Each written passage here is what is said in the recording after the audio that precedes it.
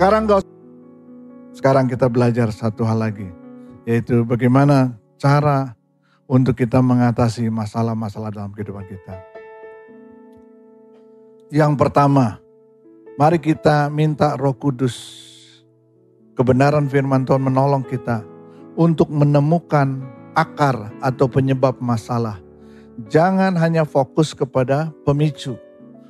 Kita harus hadapi dan atasi dengan cara Tuhan. Dengan cara Tuhan, artinya kalau ada masalah, kita tanya Tuhan. Kita cari ayat-ayat firman Tuhan yang berkaitan dengan masalah tersebut. Terkadang penyebabnya adalah di diri kita sendiri. Tapi banyak kita ketika ada masalah sibuk dengan pemicunya. Ilustrasi yang paling sering kita dengar, yang paling gampang adalah ketika gigi kita berlubang, terus kemudian kita nggak ingat, tiba-tiba kita minum air es dingin karena haus, tiba-tiba kita kesakitan, aduh ngilu sekali, giginya sakit sekali. Dan yang paling cepat disalahkan apanya?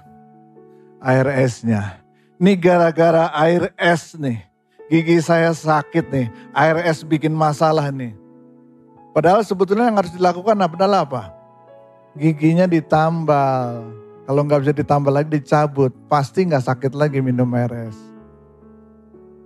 Kadang kita ada masalah, yang kita cari apa? Pemicunya.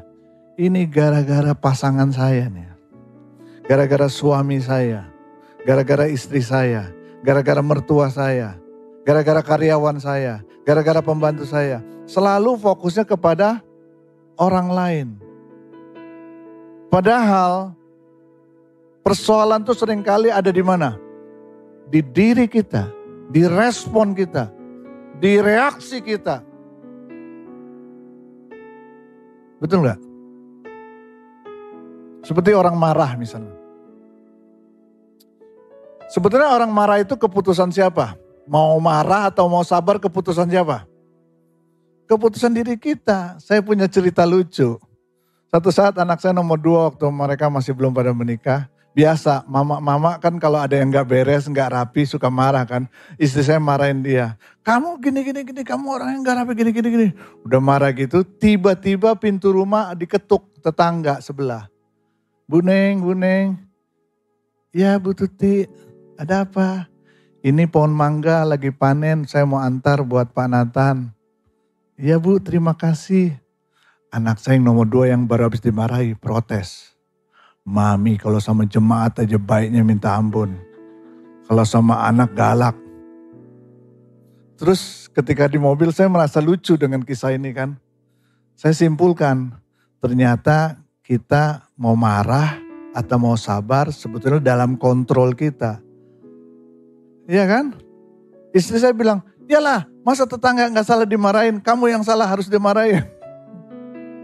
Cuman anak saya melihat perbedaan drastis. Yang tadi emosional, tiba-tiba begitu tetangga ketuk pintu, jadi berubah lembut gitu. Nah, jadi sebenarnya disitulah kita belajar saudaraku. Penyebabnya adalah apa? Kita tidak mampu mengontrol emosi diri kita. Tapi kita salahkan orang lain yang menjadi pemicunya. Padahal jelas dalam kitab Efesus dikatakan apabila kamu menjadi marah, ada 3 hal. Pertama, jangan sampai kamu berbuat dosa. Kedua, jangan sampai matahari terbenam. Artinya jangan berlarut-larut marah terus apalagi dendam, kepahitan. Dan yang ketiga, jangan beri kesempatan kepada iblis. Berarti bisa marah tapi tetap kontrol, tetap kendali ada di tangan kita. Seringkali itu penyebabnya. Kita tidak mampu mengendalikan pikiran kita, emosi kita. Tapi kita salahkan orang lain. Jadi temukan akar penyebab masalah. Jangan seperti cerita lucu ada cucu yang iseng. Kakeknya lagi tidur di sofa. Kakeknya ini punya kumis tebal kan. Tiba-tiba dia oleskan belacan di kumisnya. Begitu kakeknya bangun, ini kok rumah bau belacan. Dia pergi ke halaman juga bau belacan. Dia pergi naik mobil juga bau belacan. Semua jadi bau belacan, padahal belacan ada di kumisnya. Manusia sering kayak gitu kan, kita sering kayak gitu kan.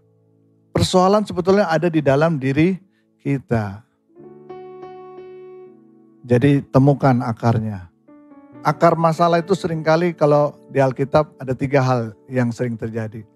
Pertama, akar cinta akan uang. Punya uang tidak dosa, banyak uang juga tidak dosa. Tapi kalau sudah cinta akan uang, itu lain ceritanya. Cinta akan uang itu berarti menempatkan uang sebagai tuan, sebagai bos yang mengendalikan kita. Padahal uang harusnya menjadi hamba, menjadi alat, menjadi sarana yang kita gunakan untuk memuliakan Tuhan. Tapi karena cinta akan uang, orang rela melakukan segala cara. Gak punya uang, dia bukan cuma hutang, dia bukan cuma pinjam, dia bisa menipu, dia bisa melakukan segala cara demi mendapatkan uang. Akar segala kejahatan adalah cinta akan uang. Nah, itu harus dicabut. Dengan pemikiran seperti apa? Oh ya, oke lah, kita ada berkat, ada uang, puji Tuhan, berarti ada maksud Tuhan untuk kita jadi berkat bagi orang lain. Kalau kita nggak ada uang, ya kita bersabar, kerja lebih keras, tekun, jangan salahkan orang lain, jangan sampai orang lain juga tahu kita nggak ada uang, jangan kita cerita-cerita, curhat-curhat, bukannya dapat uang malah dapat masalah. Akar apa lagi? Akar kepahitan. Ini juga problem yang harus dicabut. Sehingga kita nggak suka gosip, ngomongin kesalahan orang, iri, dendam, senang lihat orang susah, susah lihat orang senang. Itu kan kepahitan masalahnya. Ya kan, lihat tetangga ganti mobil kita mulai, jangan-jangan, wah itu. Lihat tetangga punya perabotan lebih mewah, tas lebih bagus, kita langsung pikirnya, wah jangan-jangan. Nah itu, cabut itu. Belajar untuk menangis dengan orang yang menangis, tertawa dengan orang yang tertawa. Amin. Kadang-kadang lebih mudah menangis dengan orang yang menangis. Pergi aja ke rumah duka. Pasti kita gampang sedih. Tapi waktu lihat orang lain senang, tetangga kita diberkati, keluarga kita lebih diberkati, mobilnya lebih bagus, rumahnya lebih mewah. Untuk bisa ikut happy, itu gak gampang.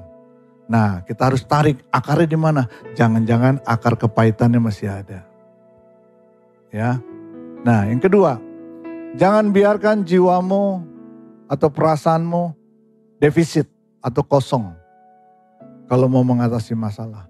Sebab orang yang jiwanya defisit kosong, dia akan mengisi dengan berbagai cara yang salah kadang-kadang. Jiwa manusia itu ada ruang yang kosong yang selalu harus diisi. Kadang-kadang orang mengisinya dengan pengakuan.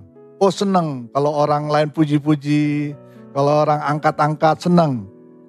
Dan apalagi penghargaan. Apalagi kadang-kadang dia mengisinya dengan apa? Pencapaian-pencapaian yang sebetulnya bukan gak boleh. Tapi jangan itu tujuan utamanya. Kalau profesi seperti saya pendeta. Kalau saya mengisinya dengan, harus jumlah jemaatnya sekian ribu. Gedungnya harus pakai ini, fasilitasnya harus pakai itu dan sebagainya. Maka hati saya akan tetap kosong. Tuhan lagi percayakan saya untuk membangun satu lokasi baru. Tapi saya bilang sama jemaat, bukan gedung itu tujuan akhir saya pelayanan. Tujuan akhir saya pelayanan adalah berapa banyak orang diselamatkan. Berapa banyak orang dimuridkan percaya Yesus dan hidup dalam kekekalan. Amin. Itu yang penting. Kalau enggak kita kan kosong. Selalu inginnya kebanggaan-kebanggaan. Kalau orang jiwanya penuh dengan firman, penuh dengan sukacita yang daripada Tuhan, hidupnya tidak akan selalu merasa defisit. Dia akan merasa cukup. Dia akan mudah untuk bersyukur. Orang puji kita, ya terima kasih. Orang enggak puji kita, biasa aja. Punya uang banyak, enggak pamer, enggak hedon, enggak upload-upload di sosial media untuk dilihat orang. nggak sombong. Tapi nggak punya uang pun juga nggak emosi, nggak khawatir, nggak takut, nggak salahkan orang lain. Itu namanya apa? Jiwanya sudah penuh dengan kasih Bapa surgawi. Jiwanya sudah penuh dengan kebenaran firman. Jiwanya sudah penuh dengan sukacita. Sehingga kita dapat berkata seperti Daud, Tuhan adalah gembalaku, Mazmur 23. Aku tidak akan kekurangan. Ada amin. Dan sehingga masalah saudara jadi lebih ringan. Diberkati, gak sombong. Lagi ada masalah keuangan, juga biasa aja. Gak kelihatan panik dan takut. Bukankah itu meringankan hidup kita? Ada amin. Dan yang ketiga, miliki tujuan hidup yang jelas. Selaras dengan kehendak Tuhan. Kalau saudara memiliki tujuan hidup yang jelas dan selaras dengan kehendak Tuhan, hidupmu aman. Kita tahu untuk apa kita hidup. Kita tahu untuk apa kita ada di dunia ini. Ada amin. Semoga ini memberkati kita semua. Dan saya ajak saudara untuk bangkit berdiri. Kita baca 2 ayat sebagai penutup. Roma 8 ayat 28. Dan kemudian kita baca Filipi 4 ayat 13. Ayo saya ajak kita membacanya dengan bersuara. Supaya firman Tuhan ini terus teringat dalam hati dan pikiran saudara. Roma 8 ayat 28. 1, 2, 3. Kita tahu sekarang bahwa Allah turut bekerja dalam segala sesuatu untuk mendatangkan kebaikan bagi mereka yang mengasihi Dia, yaitu bagi mereka yang terpanggil sesuai dengan rencana Allah. Katakan amin. Amin. Filipi 4 ayat 13. 1, 2, 3. Segala perkara dapat kutanggung di dalam Dia yang memberi kekuatan kepadaku. Sekali lagi. Segala perkara dapat kutanggung di dalam Dia yang memberi kekuatan kepadaku.